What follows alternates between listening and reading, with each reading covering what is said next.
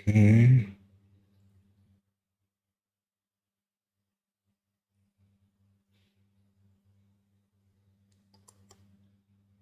I think I'm live.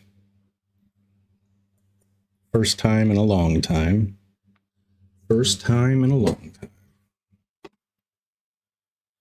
Let's see if it all works.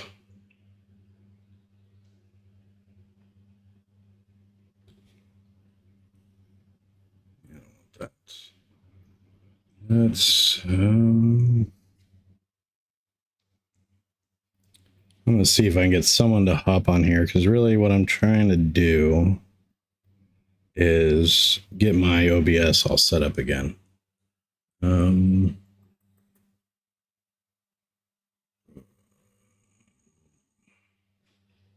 Let's go ahead and update Unity for shits and gigs.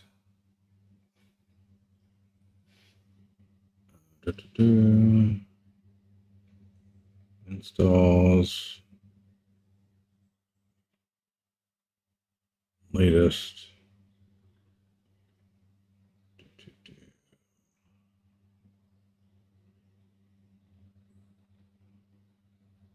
Let's go there.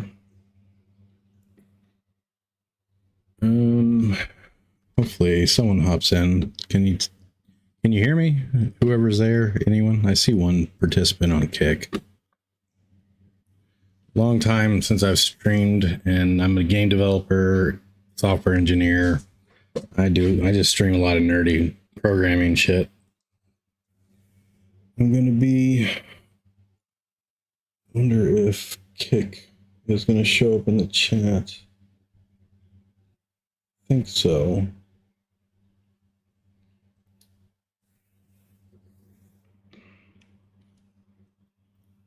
I'm gonna give someone the link so they can.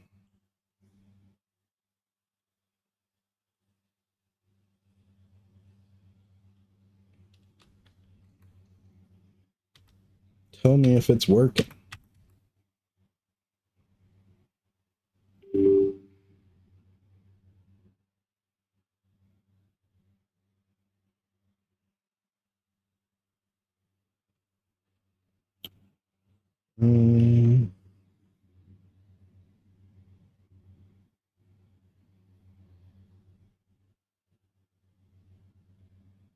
Can you hear me?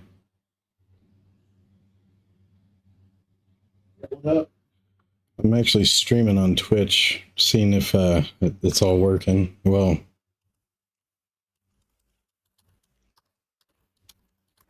tell me it's working. Yeah. I think you fixed your mic. Yeah. It was my Instalink camera was whatchamacallit, like shorting out or something. So I switched cables and it seems to be better. Nice. Ooh. I think everything looks like it's working on stream, but it's hard to tell. Is your stream live now? Yep, I'm live right now. Hit me with a link. It's in the general chat. Gotcha. Updating Unity, then gonna copy a project and update it to. Every time I like try to bring a project from one version of Unity to the other, I always create a backup of it. Yeah, same. No, I just don't trust it. Alrighty. It's one of the reasons I decided to refactor my fucking pizza game is Unity was giving me some weird shit. Really? Turns out it was my fault, but it was one of those things that would get Unity into an infinite loop. Oh. And it would just freeze, and you had a hard crash that shit. How'd you fix it? Just undo the recent code change? No, it was, well, at first it was a corrupted tag. And so I fixed all that to not use tags, and I refused to use tags. I don't use the tags again. Now I just had to put a bunch of, I did a hell of a lot of Googling, and it looks like what was the actual problem? I don't even remember. But, Okay, the chat Yeah. messages are showing up over my face. yeah, basically, I was testing. That's what it was. I was trying to access an object that wasn't alive anymore. Or some shit.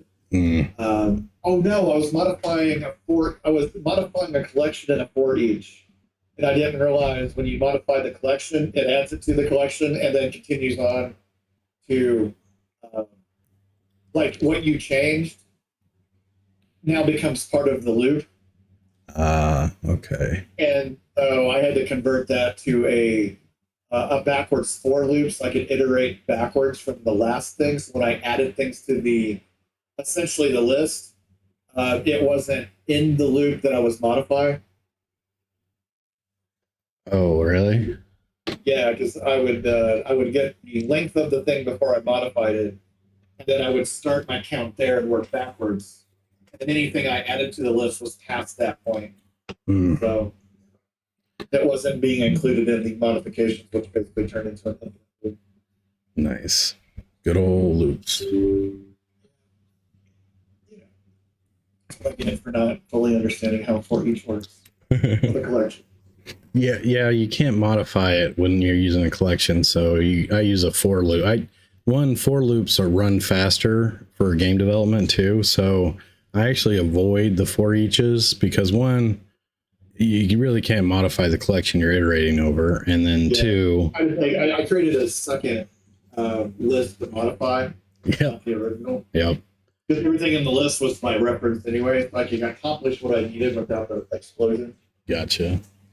Yeah. You need to be like, yo, bitch, you got a problem here. Right. Instead of just dying. Yeah, there's been some crashes on Unity that I just wish I could have. I don't know, man. Like sometimes it's just crazy. Crazy painful. Yeah, so stream looks good. Cool. Except for Mr. Bezos wants his fucking advertising one. Right. Do you see a watermark from Restream on the stream? No, I'm looking at a commercial right now. Oh, I need to disable Which is ads. funny. I watched commercials coming into it, and now it's like, oh, here's some more commercials. I probably have that set to aggressive, or well, I didn't change anything. It's the default setting, and I bet you Twitch is like upped it. Oh yeah, they're like, you're here to be sold to, not watch content. That's right. We're no longer a content platform. It says go ad free for free. Okay. Oh yeah. Oh, gotcha. Yeah, I'm gonna go stream manager. That way I can tell. So let's see. I don't see a watermark. Okay. And like my motion's pretty fluid. Oh yeah. That's not bad. That's Okay. can't say it's 60, but you're not blurring, so it's pretty close. Yeah, and I think that's just the nature of Twitch, I believe. My bit rate looks red, but it's 6,000. So I think, I don't know. I got to remember all this stuff. It's been a while. I was really fluid with OBS and all the inner workings. Okay, we have backed that up. We have new Unity. This version should have all the, oops, I didn't mean to do that. The AI stuff in it too. So like the texture generator, well. Yeah, 6.2's got, it's still in beta too, so you get free credits. Oh, really? Sweet. Yeah. They didn't they didn't take AI out of beta for 6.2, so I think you only get so many credits at a time, but you can request more for free. Yeah, I would. Well, again, I bet you that I can, whatever it's doing, I can probably do with local AI. Probably. So we'll see. But I'm excited if it can like apply a texture or like, I actually have not dug into it. Yeah, CodeMonkey has a little video on it that's pretty good. One of the things I'm excited about is it's Unity aware. You can ask it specific things about Unity, not just coding and stuff, but like the examples. And it's supposed to have a way better search now, which is like, I've got like 3 Senti packs loaded. Finding shit is my main problem. Oh yeah, like because I do get crazy. That's one of my things. I put too many asset packs in there while I'm tweaking stuff, and like I don't go and take them back out. And I do have an asset program. I'm just been lazy about setting it up because it sets up a database. So you load all your textures and shit into one, into a like a project. Yeah. And then you run that inventory, and then it puts that inventory into a common database that then all of the instances of your projects can access, and it will pull them over. Like you highlight what you want out of it when you search, and it brings everything over, all of its dependencies and everything. Is it asset inventory? Yeah, asset inventory 2, I think. Yeah. What I got. Yeah, I've been using that. Like it indexed all my stuff, and like, God, I got, again, like 800 assets, but then there's all the ancillary ones too. Yep. I've probably got about infinite number of sound files that I need to categorize one of these days. There hasn't been a humble bundle in the last year and a half that I haven't bought. Yeah, since I took a break, I haven't been, because usually I'm just amassing assets because I'm just, in my mind, it's going to be useful later on, or it'll have that one thing I need sometime in the future. I'll get there before I die. Yeah. But I don't know, it's pretty sweet. Like, especially the Fab now is kind of doing, it's not just Unreal. It kind of sort of tries to give you assets for Unity and Unreal, but it's not perfect.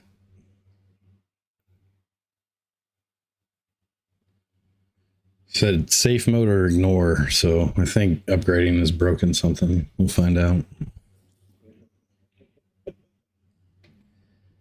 Was the fun part. Yeah. What I should have done was So what are you trying to upgrade here? the Parasite Eve project that I was talking about.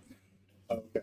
So I left it with, I added Mabel's character controller, the animal. It's really, I have that. Yeah, I have that. yeah. I've got. I prefer Invector third person controller, but I really like that one. And I know Invector much better, and I can do stuff faster in it, but I don't know why I went with that Mabel or Malbers. Yeah. For this project, but it does have all the horses and stuff built in, so like I'm riding a Pegasus through the level. Yeah, nice.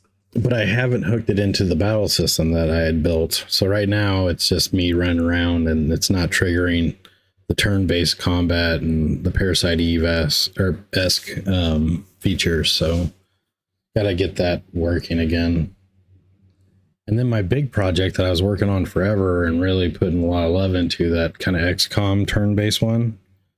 Yeah. I open it up, and oh man, it's I was in the middle of some level editor stuff, and I basically, it's kind of broken, but I got to figure out how to get it back to where I'm walking around and all that. Like, and I have to reacclimate to these projects.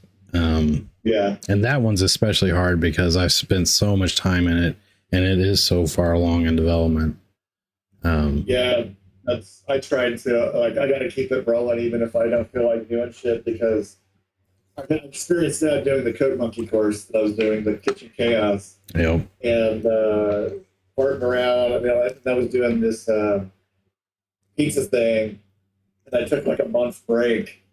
And I came back, and I'm like, I have no fucking clue. So I ended up having to watch like 5 more hours of that course again, just because I had the first iteration of my game, I had strictly based it on Chaos Kitchen. Yep. And his concept was a little bit different, so I was shoehorning my concept into his framework. Yep. And then on the refactor, I kind of opened that up, and I'm concepting out what I want, and then I'm adapting, but modifying that other code base helped me a lot. Oh yeah, and that's what I did with his third person Udemy course. Is what I did that one, and it was the basis for that. But again, and The turn-based ones, right, where you have the squares and shit. Yep. Yep, I took that on GDTV. So whenever you do get out of sync with those, I like that he has the Git check-ins, and you can kind of look at what the code should be at the end of the video, and like it helps me find where I messed up and stuff. But Yep. I took it. Little shit you don't spot right away. Like there's been times, especially on that course, where I wasn't doing something quite right, and it was some little niggly thing. And I also think one of my problems with him is like, I do like his clean code approach. Yeah. But I think he over abstracts a lot of times. This kitchen chaos thing, it was like, to make an order and make the burger and all this other stuff, it was like you were working with like 5 or 6 different files that interweaved with each other, and some of them were scriptable objects, some of them weren't. And it's like, I understand what the concept you're trying to get at, but it's like, sometimes all you need is the door to open. I don't need to have a visual. I don't need to have it so separated that I've got like 12 parts to the model. Yep. You know, I like to keep it very simple. Yeah, like I'm a back end guy. Like if I want whatever I'm doing, I want to be able to pass it off, and I want it to be isolated to that game object as much as possible, or that prefab. Yeah. Wow. Flashbang. The materials in your project were created using an old version. Unity re-import all the materials.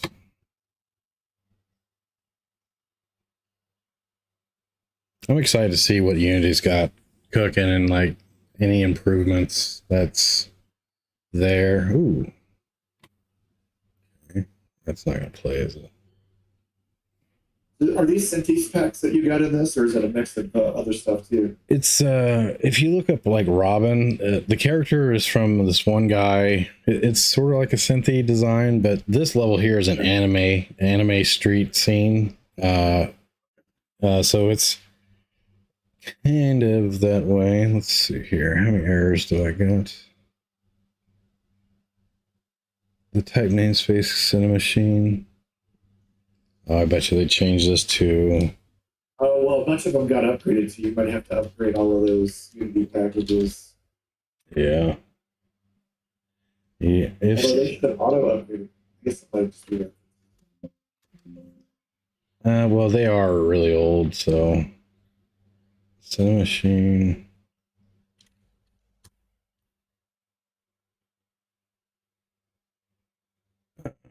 Right, let me just do that. Have to recode. Yeah, throw it all away, start again. I had it looking good, the fog and everything. Like it was really I was getting that. Yeah.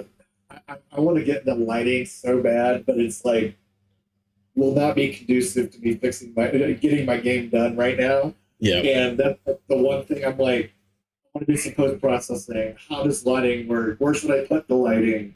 Where should I bake lighting? And it's like, yeah, make it work and be ugly, and then you can, because again that phase where you're like tweaking lighting and all that, it's best to be done towards not the end, but it's like make it work and then make it pretty is kind of the quote. Yeah, that's kind of what I'm focusing on right now. Prototyping instead of like, although I have started building the game scene that is going to be the primary game scene, just because I needed to do something different. Yeah. And that's what I like about game development too. You can just like take, you can go off on the modeling or level design side and just get a break and just do that for a while. Yep. Where is my packages? Unity, where'd it go? Package management down there. Oh, there it is. Yeah, they moved it. What was the last version of Unity you were in? Oh, it was back when you still had package management in its own little section. It wasn't. They moved a bunch of shit around. If you use Pro Builder, that's going to be frustrating as shit too because they moved instead of having popped out windows, it's all through the window. So I avoid Pro Builder because of the mesh. Or well, maybe it's gotten better, but I remember it creates its own kind of proprietary mesh or something. You still have to Pro Builderize it, which adds its own dynamic kind of mesh to it.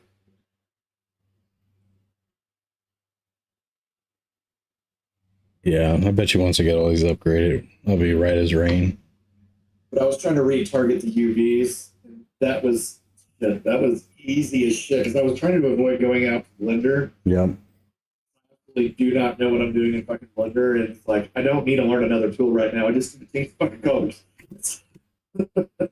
And what I like about those Cynthia assets is they use a palette texture. So it's really, the UVs are just squashed. So you got the 4 points for like a square. It's all squashed. Yeah. All the UVs are 0 scaled, and you just drag that around to change your color.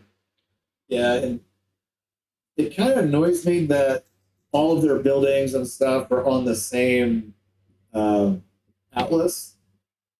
But on the other hand, their atlases aren't that big, so I can always do an alternative atlas if I want to have a unique thing. Yep.